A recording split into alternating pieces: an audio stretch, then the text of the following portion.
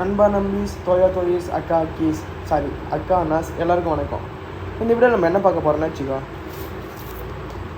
நம்ம வந்து இந்திய அரசியலமைப்பில் வந்து பார்த்தீங்கன்னா வச்சுக்கோ, நம்ம எந்தெந்த நாட்டிலேருந்து நம்ம அரசியல் மூலங்கள் எடுத்துன்னு வந்திருக்கோம் அதை பற்றி தான் நம்ம பார்க்க போகிறோம். சரிங்களா?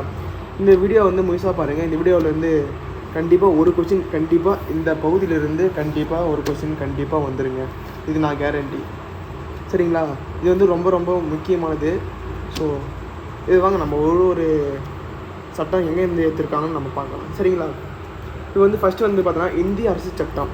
இந்திய அரசியல் சட்டம் 1935 இருக்குல்ல, இது பார்த்தோன்னா வச்சுக்கோ 3/2 பங்கு பார்த்தோன்னா 1935 இந்திய அரசு தான் இருக்காங்க. சரிங்களா? இந்திய அரசு சட்டம்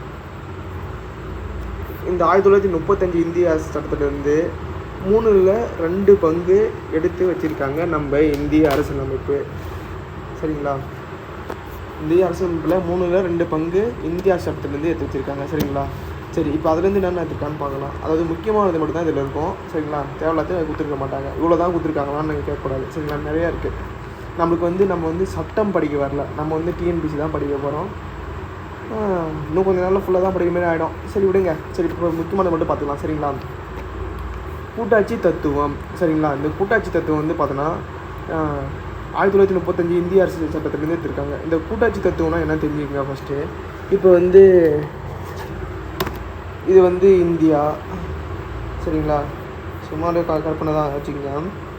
மத்திய அரசு சென்ட்ரல் கவர்மெண்ட் ஃபுல்லாக இங்கே இருக்குதா, அது ஒரு அரசாங்கம். இங்கே வந்து தமிழ்நாடு இருக்குல்ல, இது வந்து இங்கே ஒரு அரசாங்கம். சரிங்களா? இது வந்து இங்கே ஒரு அரசாங்கம், இங்கே ஒரு அரசாங்கம். சரிங்களா? இதுதான் வந்து கூட்டாட்சி முறை. 2 அரசாங்கத்துக்கு வந்து கூட்டாட்சி முறை. சரிங்களா? நெருக்கடி நிலைகள். சரிங்களா? இந்த நெருக்கடி நிலைகள் வந்து இந்திய அரசு சட்டத்திலேருந்து எடுத்திருக்காங்க. அது வந்து ஆளுநர் பதவி வந்து இந்திய அரசு சட்டத்திலேருந்து எடுத்திருக்காங்க. நீதித்துறை அமைப்பு வந்து இந்திய அரசு சட்டம் 1935 எடுத்திருக்காங்க. இந்த அரசு பணியாளர் தேர்வாணையம் இது வந்து நம்ம மறக்கவே மாட்டோம். கண்டிப்பாக இது 1935 இந்தியா சட்டம் தான் எடுத்து வச்சுருக்காங்க. சரிங்களா? அது கண்டிப்பாக நம்ம மறக்கவே மாட்டோம்.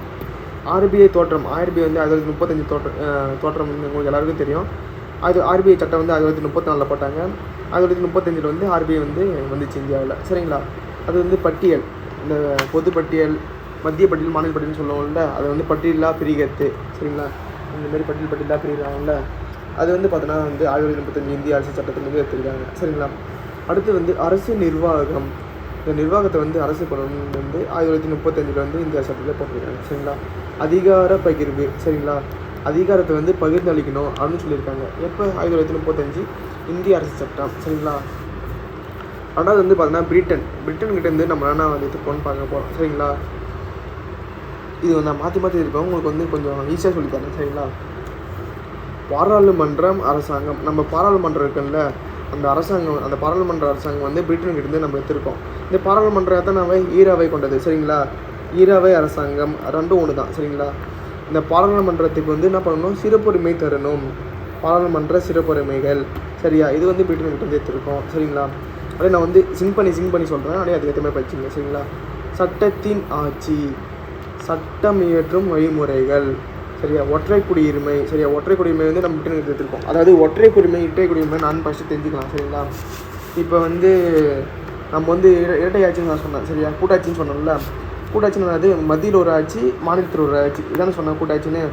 இது வந்து பார்த்தோன்னா இரட்டை குடியுரிமைன்னு என்ன தெரியுமா, இந்த மத்தியில் ஒரு ஆட்சி நடக்குது இல்லை, அதுக்கு ஒரு பாஸ்போர்ட் மாரி ஒன்று வாங்கணும்.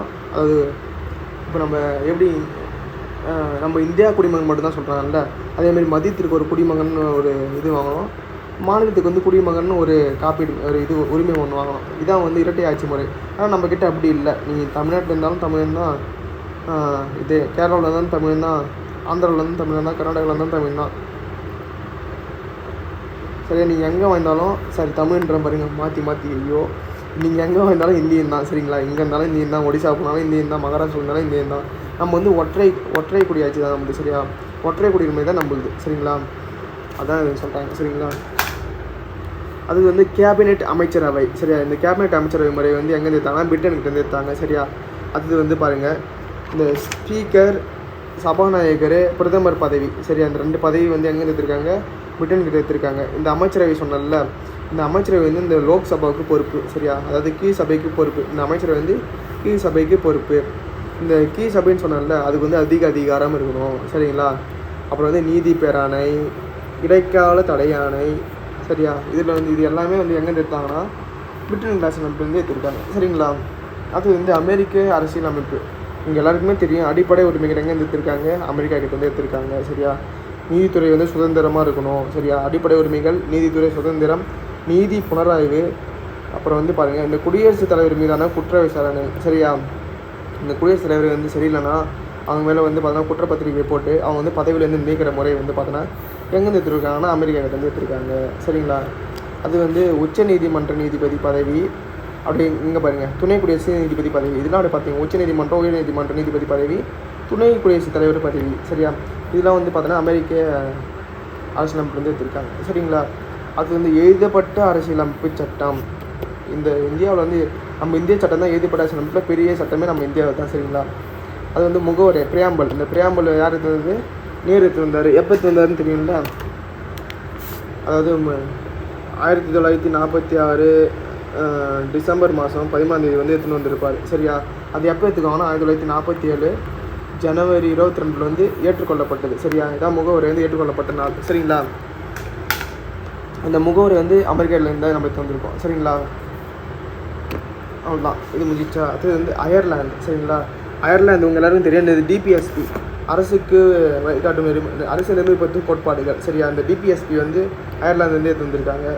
அது வந்து இந்த குடியரசுத் தலைவர் தேர்தல் முறை, சரிங்களா? இந்த குடியரசுத் தலைவர் வந்து எலெக்ஷன் வைக்கணும் அப்படின்னு சொன்னது வந்து பார்த்தோன்னா அயர்லாந்து தான், சரிங்களா? குடியரசுத் தலைவருக்கு வந்து தேர்தல் பண்ணணும், ராஜ்யசபா வந்து நியமனம் பண்ணணும், சரிங்களா? குடியரசுத் தலைவருக்கு தேர்தல், ராஜ்யசபா வந்து நியமனம். இது வந்து எங்கள் அரசு நெறிமுறைப்படுத்தும் கோட்பாடுகள். இது மூணும் மட்டும் பார்த்தோன்னா அயர்லாந்து வந்து எடுத்திருக்காங்க, சரிங்களா? அது வந்து பாருங்கள் கேனடா. கேனடானே நீங்கள் என்ன வச்சுங்க? கனடா வந்து எங்கே இருக்குது? மத்தியில் இருக்குதுன்னு வச்சுங்க.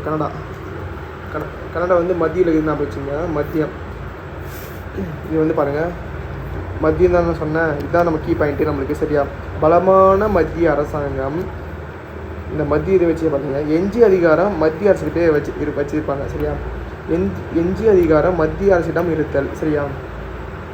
பலமான மத்திய அரசாங்கம், எஞ்சி அதிகாரம் மத்திய அரசுக்கிட்டே இருத்தல். இந்த மத்திய அரசால் ஆளுநர் நியமனம், சரியா? இந்த மத்திய வச்சே 3 பாயிண்ட் நம்ம வந்துச்சா. அது வந்து பார்த்தோன்னா உச்ச நீதிமன்றத்தின் ஆலோசனை வரம்பு அதிகாரம். இந்த உச்ச நீதிமன்றத்தோட ஆலோசனையோட அதிகாரம் வந்து வரம்பு, அவங்களோட ஆலோசனை பண்ணலான்னு வரம்பு வந்து வச்சுருக்காங்க, சரிங்களா? கேனடாவில். இந்த கேனடாவிலேருந்து எடுத்துருக்கோம், சரி. அடுத்தது வந்து பாருங்கள் ஜெர்மனி ஒரே ஒரு பாயிண்ட் தாங்க. நெருக்கடி நிலையின் போது அடிப்படை உரிமைகள் வந்து நிறுத்தி வச்சுருவாங்க, சரியா? இந்த நெருக்கடி நிலை வரும்போது பார்த்தோன்னா இந்த அடிப்படை உரிமைகள் ஆர்டிக்கல் 19 தான் நினைக்கிறேன். நீங்கள் வந்து எங்கே வேணால் போய் அமைதியான முறையில் கூட்டம் கூட்டலாம். இந்தமாரி அடிப்படை உரிமைகள்லாம் இருக்குது இல்லை? அடிப்படை உரிமைகள் 6 தான் அடிப்படை உரிமைகள். அந்த 6 உரிமைகளும் நின்றுடும், சரிங்களா? அதான் ஜெர்மனி கிட்டேருந்து எடுத்துருக்காங்க, சரிங்களா? அடுத்தது அப்படியே பாருங்கள் ஆஸ்திரேலியா. ஆஸ்தினா எல்லாருக்கும் பொது. எல்லாம் செத்த பேருக்கு என்ன வாங்க ஆஸ்தி தான் வாங்க. ஸோ ஆஸ்தி வந்து எல்லாருக்கும் பொது, சரியா? பொதுப்பட்டியல், சரியா? ஆஸ்திரேலியாவில் வந்து இரு அவைகளின் கூட்ட அமர்வு. ஆஸ்திரேலியாவில் வந்து இரு அவைகளின் கூட்ட அமர்வு, சரிங்களா?